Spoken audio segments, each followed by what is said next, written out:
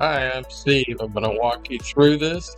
Of course, the most important thing is to get that wood perfectly clean and get it in the vacuum chamber, the pressure pot. And once that process is done, you're going to pull it out of your mold, get it ready to turn.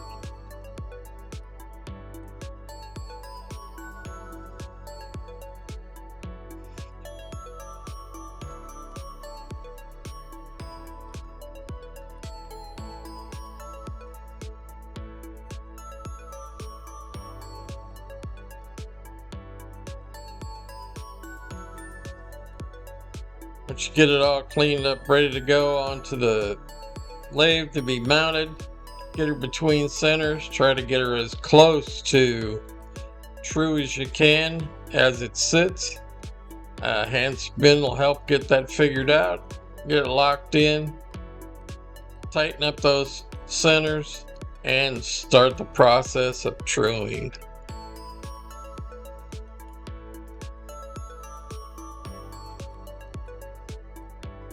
In the truing process, I'm just hogging that excess resin off to get down to the wood to start to expose it so that we can figure out exactly what that shape is gonna be.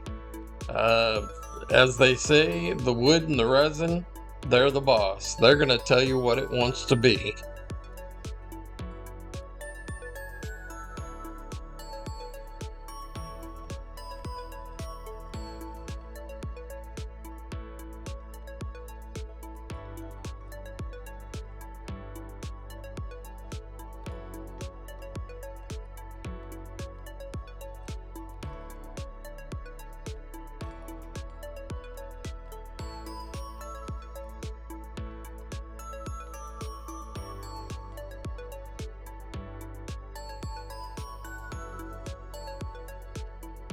Work that tool up against your body, give you some leverage. Uh, don't get too much tool hanging over your wrist, you lose advantage. But get it in a comfortable spot where it does its best cutting and you're the most comfortable.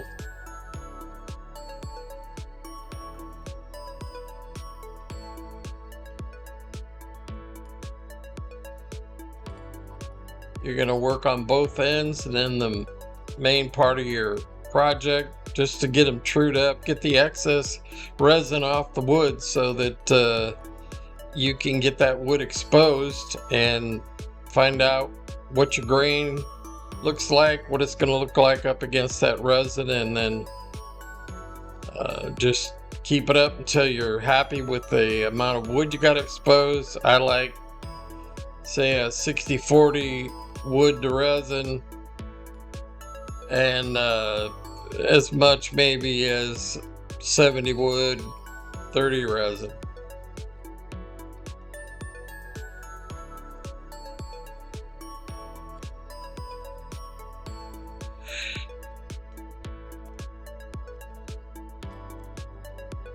Get a little different angle there. Get a look at it from the right side. And we're just hogging it off, getting a lot of chip out and stuff because I'm going very aggressive. But I want to get that wood exposed and get it done as quickly as I can so that I can start to find the shape that we're going to be after.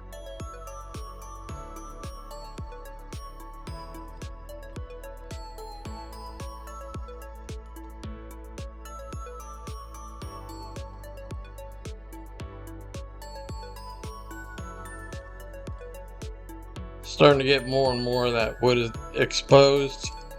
I'm starting to see an idea of shape where we're going to go with this, but I want to get more wood exposed, so I'm going to just get aggressive with it, get it down there. Then as we start to define shape, we'll clean up the surface and not get the terrible chip out that you're going to get being this aggressive.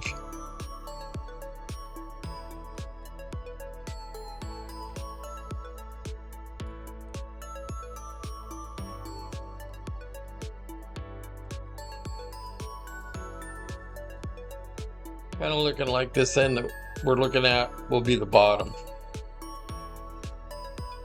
This is going to be a secondary pour. Got a lot of thermal cracks in it, but I was hoping it would because I was trying to establish my second color with it. This is gold.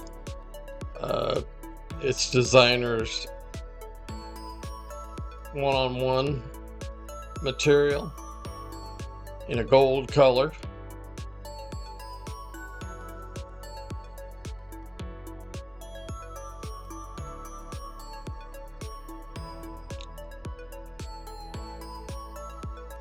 Got it all wrapped up so that it'll go into the places that I needed to fill, and we'll let it sit for 24 hours, harden up, and then get her back up between centers and continue on. So we're going to put a glue block on here. Generally I prefer epoxy as my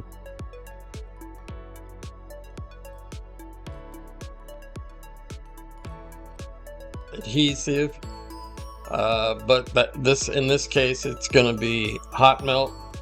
So I've got it hot melted. I'm putting that vacuum piece up there so that I got some weight to hold down, give it 20-30 minutes to set solid, and so it'll hold true. Now anytime you kind of do a re-pour and you put on a different whether it be a glue block, your jaws, you're going to throw it out of line just a little bit, so you're going to have to go back, kind of re-clean it up, which is what's happening here. We're getting all that plastic off of there from the second pour and re-truing it.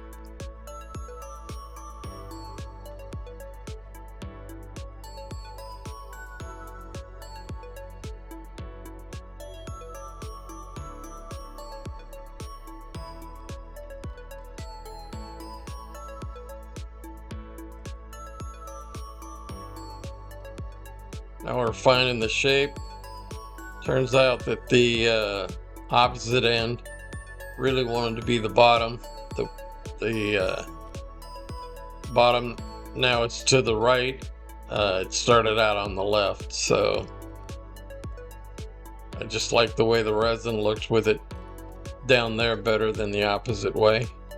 Here we're filling some holes with some CA glue.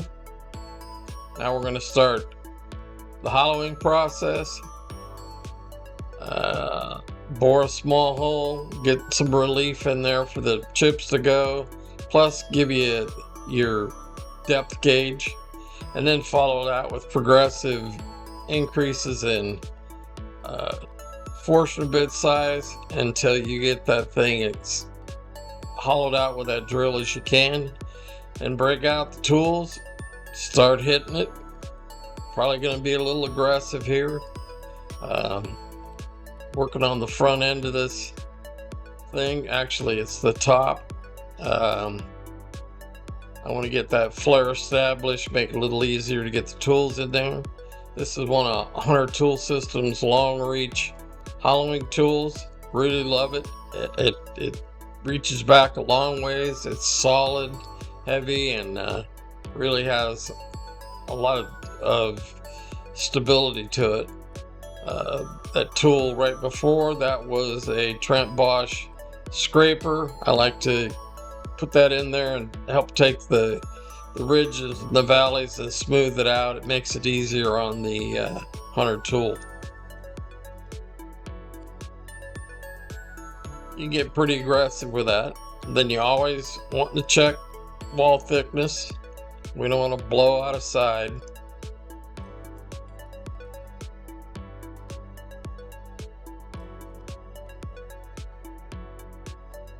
Back at it with the Trent Bosch scraper. Now I'm reaching it back in there with a simple scraper that helps flatten the bottom out.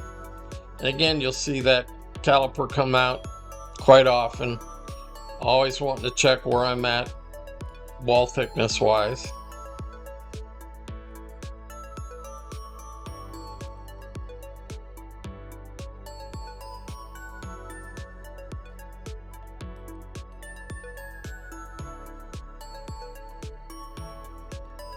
Working on the bottom.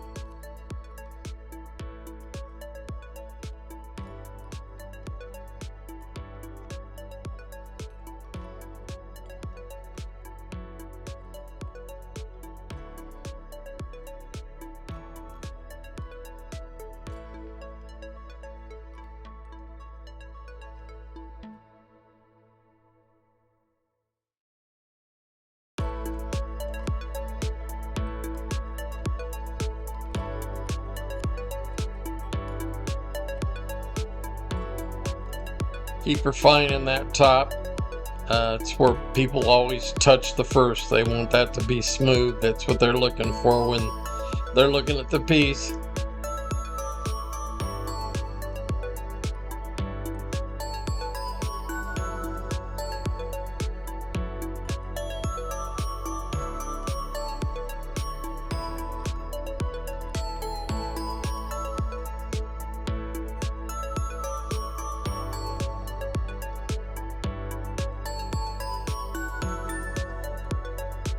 Trent Boss scraper is a great tool.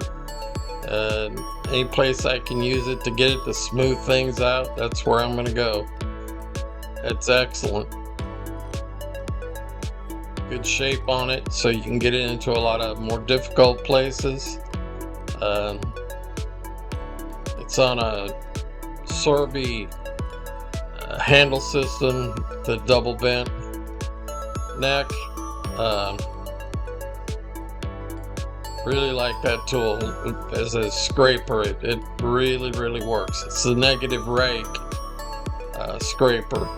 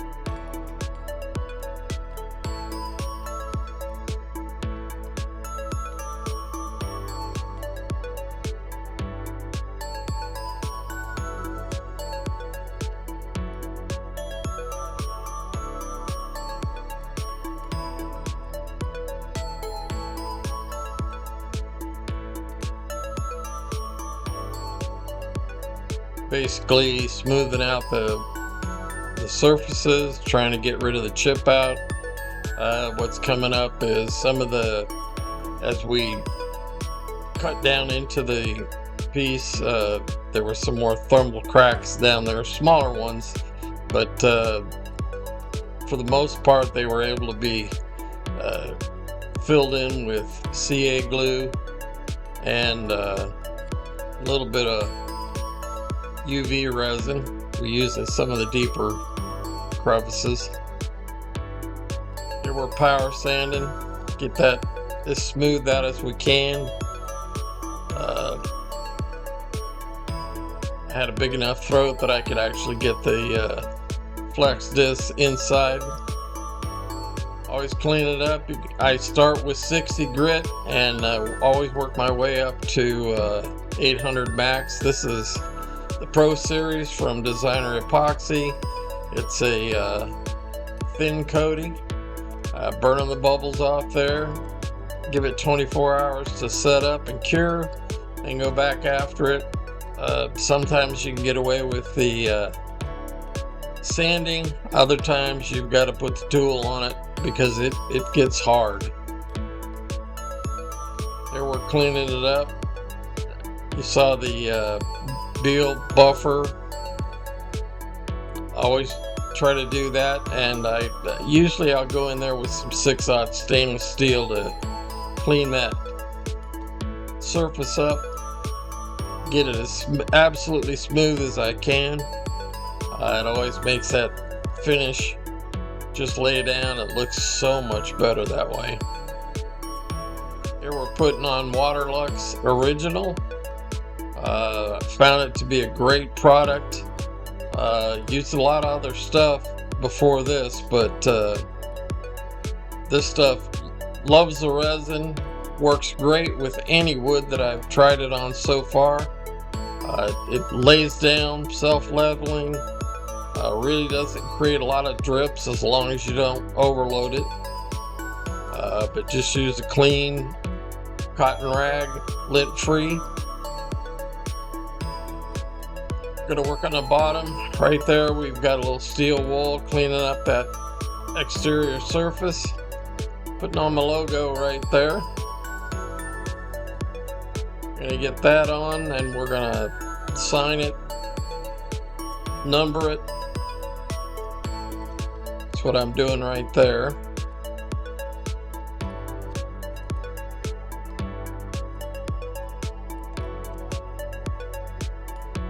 Then we're gonna get a coat of Waterlux over the top of everything. Once the ink dries from the pen, go back, do a little touch up on our coat. This is the second coat. Actually, it ended up taking 3. Every coat, between coats, it's always sanded up to 800, then the buffing wheel, then some steel wool.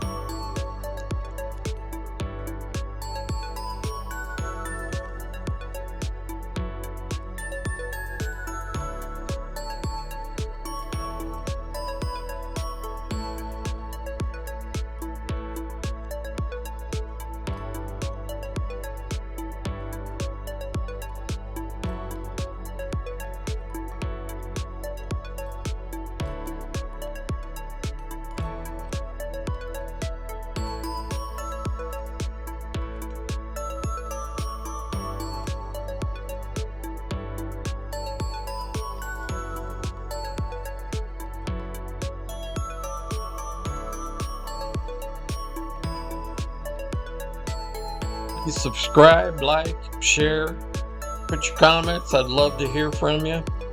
I'd like to know what you think of the project. Got any suggestions or other comments like that?